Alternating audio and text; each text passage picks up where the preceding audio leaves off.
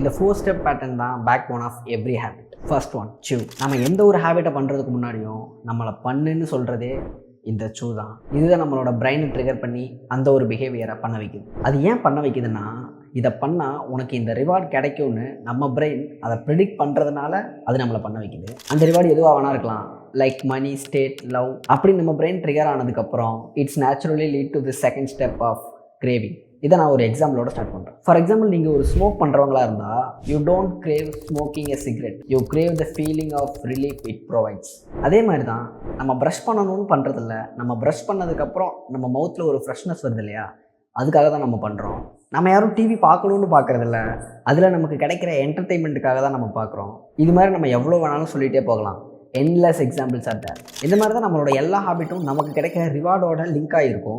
அதே மாதிரி தான் இந்த கிரேவிங் அண்ட் ட்ரிகர் ஒரு பர்சனுக்கும் வேரி ஆகும். ஃபார் எக்ஸாம்பிள், ஒரு டான்ஸருக்கு எந்த ஒரு சாங் ப்ளே பண்ணாலும் டான்ஸ் பண்ணணும்னு தோணும். பட் அதே சாங் ஒரு டான்ஸ் பண்ணாத ஒரு பர்சனுக்கு ப்ளே பண்ணால் they don't feel anything, it's just a background noise. It means இங்கே இருக்கிற தாட், ஃபீலிங், எமோஷன் இது எல்லாமே சேர்ந்து தான் அது நம்மளோட செகண்ட் ஸ்டெப்புக்கே மூவ் பண்ணும். விச் மீன்ஸ் சூல இருந்து கிரேவிங்க்கு மூவ் பண்ண வைக்கும். After craving it's naturally lead to the third step of response. For example, அந்த பர்சன் சிகரெட்டை கையில் எடுத்து ஸ்மோக் பண்ணதாக இருக்கட்டும், அதே மாதிரி அந்த பையன் ஃபர்ஸ்ட் டான்ஸ் ஸ்டெப்பை பண்ணதாக இருக்கட்டும், இப்படி நம்ம ட்ரிகர் ஆகி பண்ண எல்லா ஆக்ஷனுமே ரெஸ்பான்ஸ். விக்ரம், எனக்கும் சில விஷயம்லாம் பண்ணணும்னு தோணிருக்கு, ஆனால் நான் லேசியாக பண்ணாமல் இருந்திருக்கேன் அப்படின்னு நீங்கள் சொன்னீங்கன்னா அதுலேயும் ஒரு மேட்டர். இந்த ரெஸ்பான்ஸ்லாம் நமக்கு எங்கேருந்து வரும்னா, நாம் இந்த சூனால் எவ்வளோ ட்ரிகர் ஆகியிருக்கோம், இதனால் எவ்வளோ மோட்டிவேட் ஆகியிருக்கோம் அப்படின்றதில் வச்சு தான் வரும். மேபி அந்த சாங் ஒரு 30 செகண்ட்ஸில் கட் ஆயிருந்துச்சுன்னா அவன் டான்ஸ் பண்ணாமல் இருந்திருப்பான். ஏன்னா என்ன தான் அவனுக்கு டான்ஸ் பிடிச்சிருந்தாலும் அவன் டான்ஸ் பண்ணுற அளவுக்கு அதை அவனை மோட்டிவேட் பண்ணாமல் இருந்திருக்கும். மேபி இருந்திருக்கலாம். ஐ திங்க் உங்களுக்கு புரிஞ்சிருக்கும்னு நினைக்கிறேன். And finally, rewards are the end of the every habit. சொல்லப்போனால் இதுக்காக தான் நம்ம எல்லாமே பண்ணுறோம். ரிவார்ட்ஸ் மீன்ஸ் ஸ்மோக் பண்ணும்போது கிடைச்ச ரிலீஃபாக இருக்கட்டும், டான்ஸ் பண்ணதுக்கப்புறம் கிடைச்ச சாட்டிஸ்ஃபேக்ஷனாக இருக்கட்டும், ப்ரஷ் பண்ணதுக்கப்புறம் நமக்கு கிடைச்ச ஒரு ஃப்ரெஷ்னஸாக இருக்கட்டும்.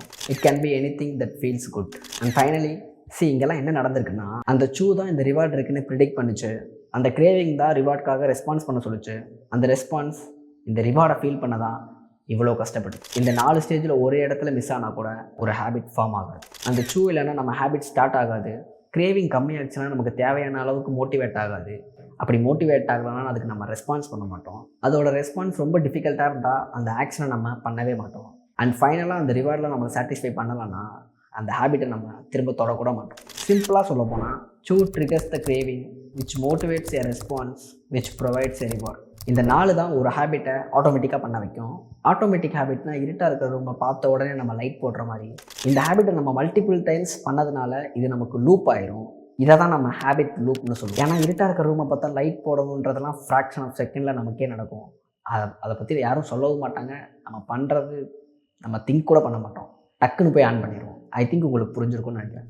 இது எல்லாத்தையுமே சிம்பிளாக புரிய வைக்கிறதுக்காக 3 எக்ஸாம்பிள்ஸ். உங்கள் ஃபோனில் ஒரு மெசேஜ் வருது, உங்களுக்கு அதில் என்ன இருக்குது அப்படின்றத தெரிஞ்சுக்கணும். அதனால் நீங்கள் உங்கள் ஃபோன் எடுக்கிறீங்க, அதில் என்ன இருக்குதுன்னு நீங்கள் படித்த உடனே நீங்கள் சாட்டிஸ்ஃபை ஆயிடுவீங்க. ஸோ உங்களுக்கு எப்போ மெசேஜ் வந்தாலும் இந்த ஹேபிட்டை நீங்கள் ரிப்பீட்டடாக பண்ணுவீங்க. I think you completely understand what I'm trying to say. Okay, இப்போ நம்ம இவ்வளோ கஷ்டப்பட்டு இந்த ரிவார்டை அச்சீவ் பண்ணது எல்லாமே only for 2 reasons. One is they satisfy and they teach us.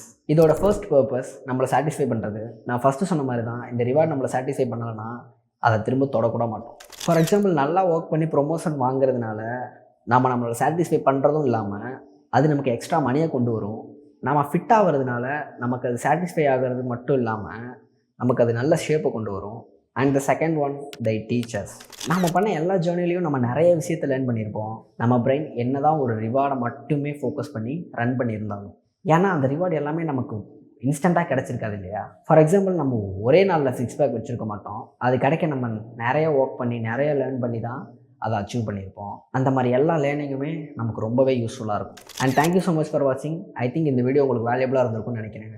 அப்படி இருந்துச்சுன்னா இந்த வீடியோவை லைக் பண்ணிவிட்டு சப்ஸ்கிரைப் பண்ணிவிட்டு இதை பற்றி நீங்கள் என்ன நினைக்கிறீங்க அப்படின்றத கமெண்ட்டில் மென்ஷன் பண்ணுங்கள். நான் உங்களை நெக்ஸ்ட் வீடியோவில் பார்க்குறேன். பாய்.